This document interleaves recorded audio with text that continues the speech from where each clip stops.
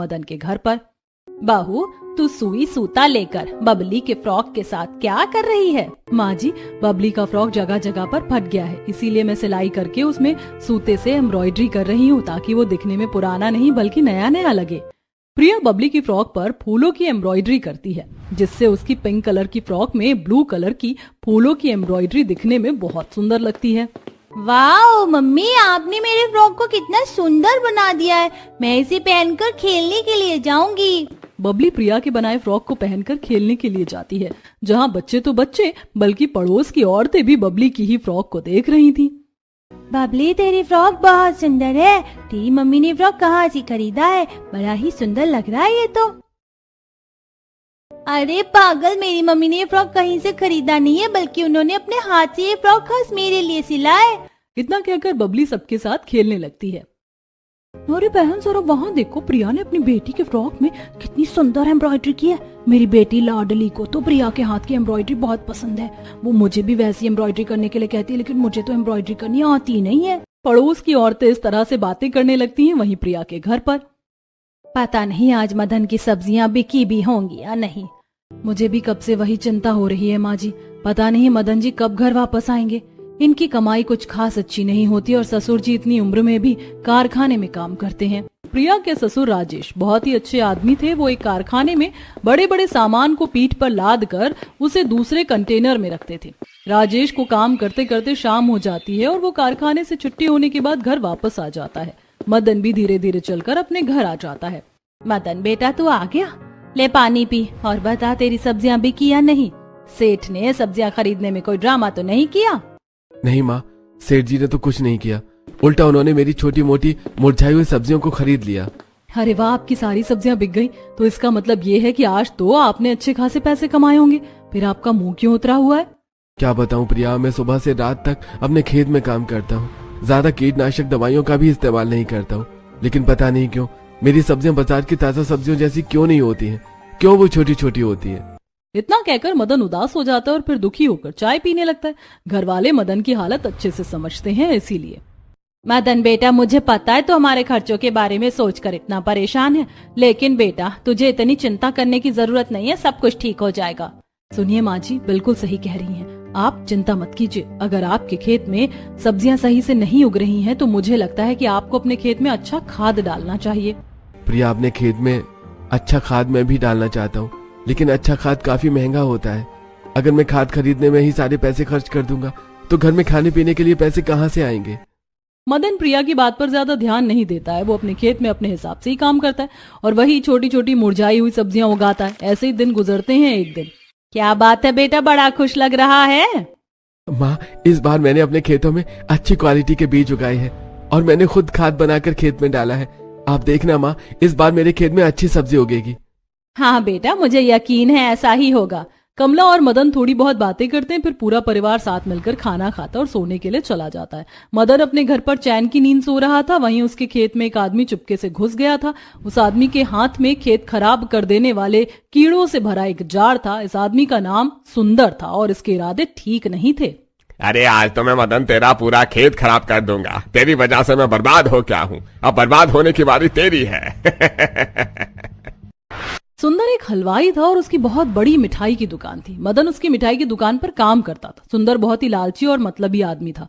वो अपनी मिठाइयों में काफी मिलावट करता था। उसकी मिलावट वाली मिठाई खाकर लोगों की तबीयत खराब हो जाती थी, लेकिन सुंदर को इससे कोई फर्क नहीं पड़ता था। एक दिन सुंदर गल्ले पर बैठकर पैसे गिन रहा था। मालिक, हमें अपनी मिठाइयों में इतनी ज्यादा मिलावट नहीं करनी चाहिए, इससे लोगों की तबीयत खराब होती है। अरे तू 2 कौड़ी का आदमी, अब तुम मुझे बताएगा मुझे क्या करना है और क्या नहीं। नहीं मालिक, वो बात नहीं है। आए दिन लोग हमारी दुकान पर आकर हमारी मिठाइयों की कंप्लेन करते हैं। वो कहते हैं कि हमारे यहाँ की मिठाई खाकर उन्हें डायरिया हो गया, तो किसी को कब्ज की समस्या हो गई। अरे ऐसा कुछ भी नहीं है।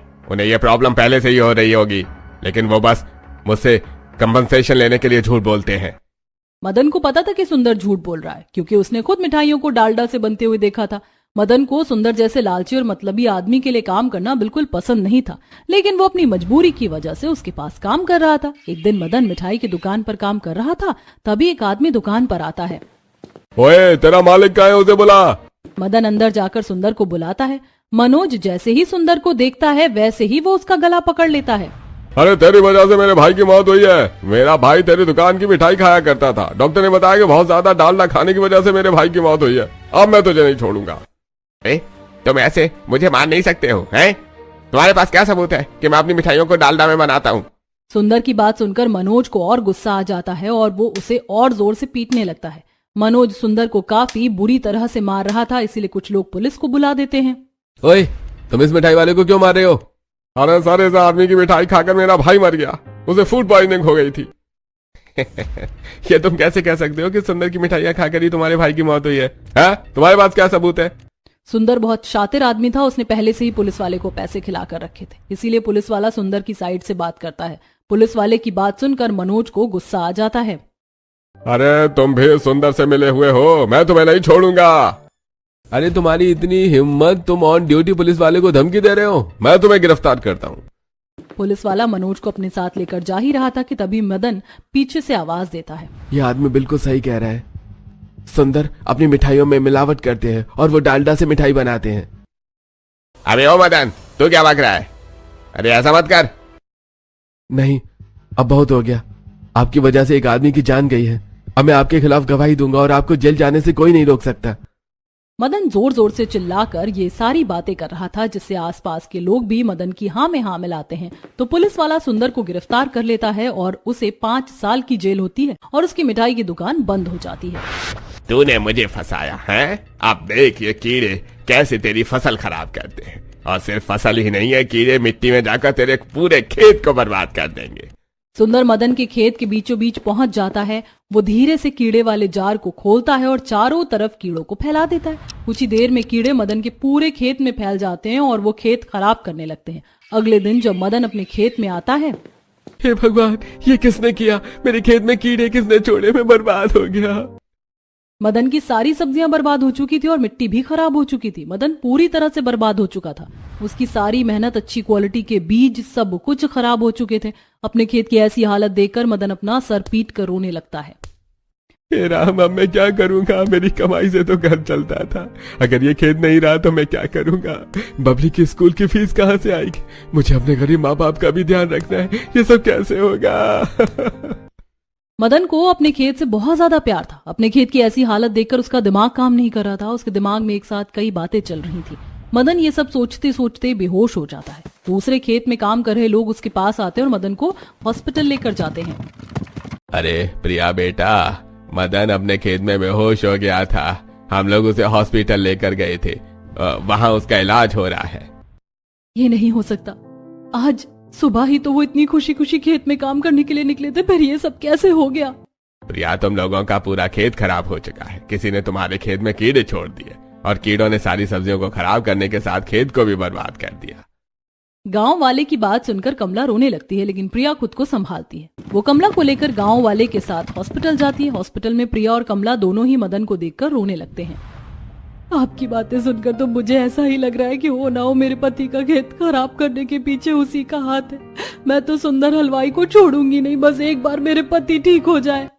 मैंने सुना है वो सुंदर हलवाई जिसे तुम्हारे पति ने जेल भेजा था ना, वो जेल से बाहर आ गया है। मुझे तो लगता है वो सारा करा धरा उसी का है। प्रिया बहुत गुस्से में थी। वहीं डॉक्टर काफी देर से मदन का टेस्ट कर रहे थे। डॉक्टर को टेस्ट करके पता चलता है कि मदन को ब्रेन स्ट्रोक आया था। जब वो खेत में बेहोश होकर गिरा तो एक नुकीला पत्थर सीधा उसके दिमाग में घुस गया। डॉक्टर मदन को चेक करके बाहर आते हैं। क्या हुआ डॉक्टर? मेरे पति ठीक तो हो जाएंगे ना? देखिए, अभी आपके पति की हालत बहुत सीरियस है।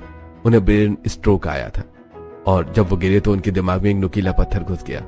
हम लोग डायरेक्टली ऑपरेशन नहीं कर सकते। दिमाग का ऑपरेशन सिर्फ एक्सपर्ट ब्रेन सर्जन ही करता है। प्लीज डॉक्टर, मेरे पति को बचा लीजिए। देखिए बहन जी, मैं अपनी तरफ से जो कुछ भी कर सकता था वो मैंने कर दिया। आपके पति के ऑपरेशन के लिए बहुत सारे पैसों की जरूरत पड़ेगी, कम से कम 10 लाख रुपए। ये तो आप पकड़ कर चलिए जी। क्या 10 लाख रुपए? इतने सारे पैसे कहाँ से आएंगे? हम लोग तो बहुत ज्यादा गरीब हैं। बड़ी मुश्किल से 2 वक्त का खाना खाते हैं। माँ जी, आप भरोसा रखिए भगवान पर। मैं अपने पति का इलाज जरूर करवाऊंगी। मैं उन्हें इस तरह से मरने नहीं दूंगी और जिस आदमी ने उनके साथ इतना बुरा किया मैं उसे भी सजा दिलवा कर ही रहूंगी। प्रिया बहुत ही ज्यादा गुस्से में थी। वो अपनी सास के साथ सरपंच के पास जाती है। सरपंच जी, इस सुंदर हलवाई ने मेरे पति के खेत में कीड़े छोड़ दिए, जिसकी वजह से उन्हें ब्रेन स्ट्रोक आया और अब वो अस्पताल में है। सरपंच जी, मुझे न्याय चाहिए।